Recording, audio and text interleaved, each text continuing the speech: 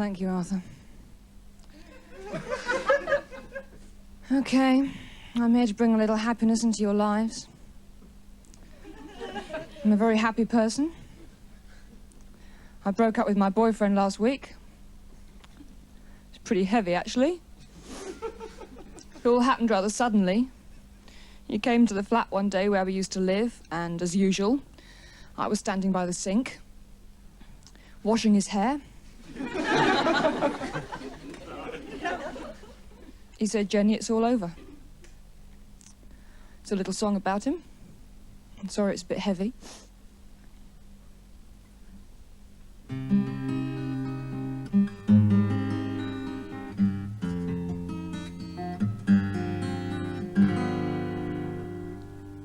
I loved you, but you left me. You steaming bag of shit.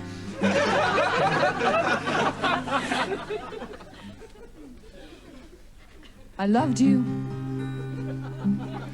but you left me. You po-faced vacuous git. We used to share the same bed, the same telly, the same front door key, same KY jelly. I'll explain it in a minute, it's all right.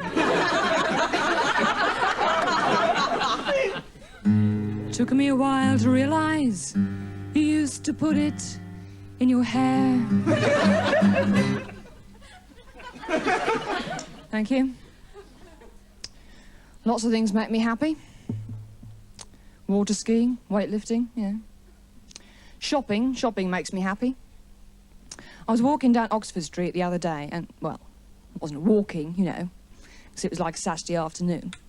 Stumbling, really, I suppose. And I'm walking along, and it was just before bonfire night. So it wasn't really the other day, you know. It was months ago, really. Just sounds a bit silly saying I was walking down Oxford Street months ago, you know. If you're a comedian. So I'm walking along, and being just before bonfire night, there's all these guys on the pavement, right? Not like men, you know, because this type is stuffed with straw. So there's a big difference, right? And I'm walking along, I'm stumbling over all these guys, and all the kids asking for a UB40 for the guy, you know, it's pretty embarrassing. And I'm looking for somewhere to buy a new shirt. Didn't get one, obviously. But I thought, where do you go in London to buy a nice shirt? Reasonable prices. Aisha's Minimalist Concept Cave. Genuine 60s clothes. Genuine 60s holes in the arms to get the needles through, you know. So I'm walking along, and I get down to the shop, and there's these three workmen outside, digging up the pavement. Giving it that, you know. A few of them had pneumatic drills as well. And there's this one bloke standing there with his T-shirt on, saying certified pillock. I've got a 10-foot willy, you know the sort. As I go past, he gently utters the tender mating call of the British male heterosexual. Hello, darling, that's a nice pair. Now, I can handle that, you know. It's not a problem. Stand-up comic, you know, all the one-liners up the sleeve. So I ignored him and I went into the shop. I got in there, I thought, bastard. I let him get away with that. Bastard. I let him get away with that. Bastard. Because you know when you're angry, your mind just goes round in circles. I got in there, I thought, right, on the way out, I'm going to say something really cool and witty and sophisticated. But I'm getting angry, right? Because I can't find the shirt. They've got nothing in these shops over size 6. They've got 3 sizes, right? Small, microscopic, and bloody inconceivable. So I'm getting narked. Asked to try on something over size 10. They clear the whole changing room, you know. Give you a bit of space. Try on the curtain, love, you know. So I'm getting mad now. Think, right, eventually I buy something really horrible. Something really disgusting. Like a pinafore dress. Sorry, no, nothing. Thought, right, cool, witty, sophisticated. So I pick up the shopping bags, I go crashing out through the front of the shop, right? straight across the pavement, scattering tourists as I go. And I grab this guy by the scruff of the neck, and I say, "You stupid dickhead, Wally!" I'm holding this copper, right? And as British policemen always talk to women, he said, "Can I help you, madam?" And I said, "Sorry, mate, I thought you were the certified bullock with a 10-foot willy." He didn't laugh much either. Okay, I'd like to take a minute now to say it's nice to see we've got quite a few women in the studio audience tonight. That's nice. And it's nice to see we've got some of the other lot in as well. If the women don't mind, actually, I'd like to take a minute to say hello to the others. Otherwise, they kind of feel left out the evening, you know. It's not fair. Hello, darling. You look very happy. You don't now. What's your name, love? Colin. Colin, isn't that pretty? Isn't that nice? It's a lovely jumper. Did you make it yourself? You did? Yes, I thought so. Can I sit on your lap for a minute, love? Would that be all right?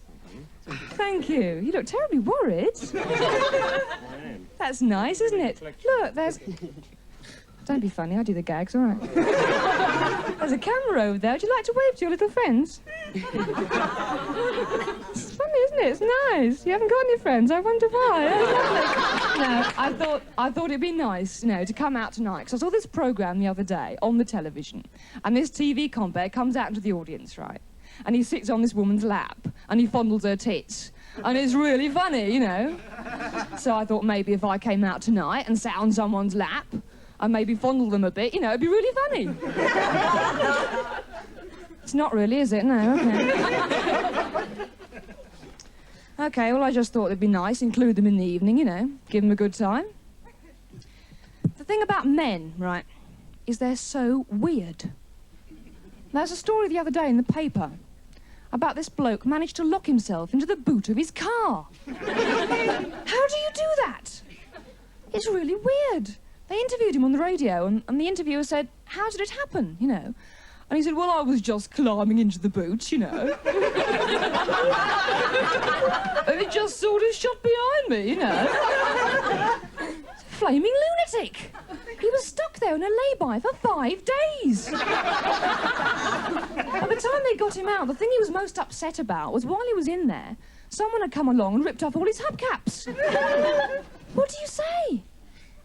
Anyway, I'd like to do my last song tonight, dedicated to all the men that stand on my doorstep during the course of a week. I better just explain this one. Is there anyone here tonight in the studio from Hackney? Yes? Yes? Have you got a car? Just wondered, you know. Now, the reason I ask, I live in this small flat in Hackney, which is right above a massage parlour, right? This is quite true. And it's a great source of entertainment, because a lot of the men that come to this place ring the wrong doorbell. They get me. And it's great fun, because they always know they've got the wrong doorbell, you know. I don't know why. Maybe it's to do with the fact I carry a gun. I don't know. But you go down, you open the door, and they go, "Hello." And I go, "Hello." They say, are you? And I go, "Sookie?" And they go, "Yeah." And I go, "No." And then they go, "Well, who are you then?" I say, "My name's Jenny." And they say, "Hello, Jenny, and what do you do?" And I say, "I'm a policewoman." It winds them up every time, it's great. This last song is not actually about those men, although it is dedicated to them. It's actually about my ex-boyfriend. Well, that's not true, really. It's about my ex-boyfriend's willy. It's not much of a song.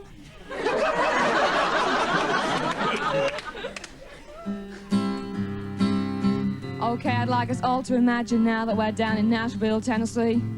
And it's a big country gig, right? And I'm up here in a long, pretty dress.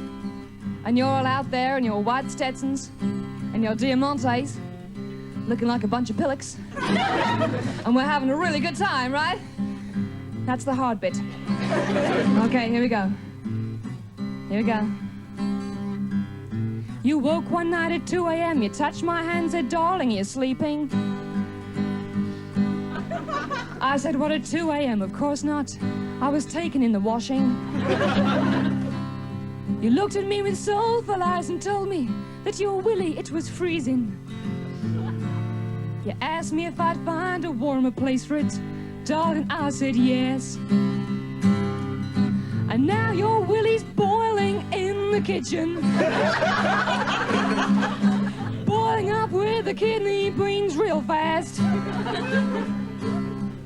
And with the chili I put in, should only take a day till you become your true consistency at last.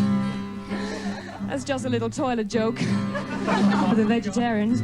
Any vegetarians tonight? No, I didn't think so. Okay, all the women having a good time. I said all the women having a good time, yeah. All the men having a good time?